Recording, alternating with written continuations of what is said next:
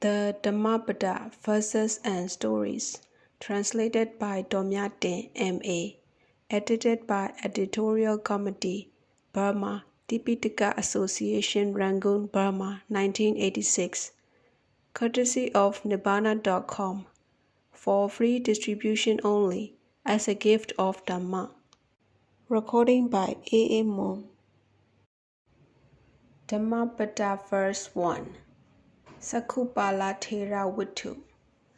All mental phenomena have mind as their forerunner. They have mind as their chief. They are mind-made. If one speaks or acts with an evil mind, dukkha follows him, just as the wheel follows the hoofprint of the ox that draws the cart. In this context, dukkha means suffering, physical or mental pain, misfortune, unsatisfactoriness, evil consequences, etc., and rebirth in the lower planes of existence or in the lower strata of human society if born in the human world. The story of Thera Cakkhupala.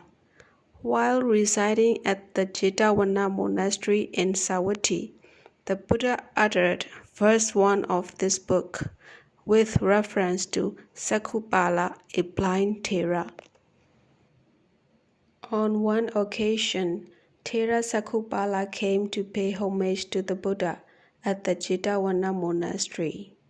One night, while pacing up and down in meditation, the Thera accidentally stepped on some insects.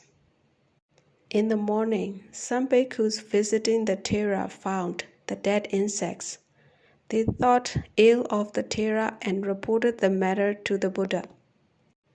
The Buddha asked them whether they had seen the Thera killing the insects. When they answered in the negative, the Buddha said, "Just as you had not seen him killing, so also he had not seen those living insects. Besides, as the Thera had already attained arhatship, he could have no intention of killing, and so was quite innocent." On being asked why Cakkhupala was blind, although he was an arhat, the Buddha told the following story. Cakkhupala was a physician in one of his past existences. Once, he had deliberately made a woman patient blind. That woman had promised him to become his slave, together with her children, if her eyes were completely cured. Fearing that she and her children would have to become slaves, she lied to the physician. She told him that her eyes were getting worse, when in fact they were perfectly cured.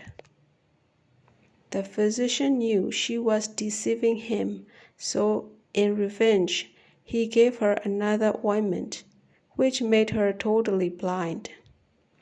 As a result of this evil deed, the physician lost his eyesight many times in his later existences.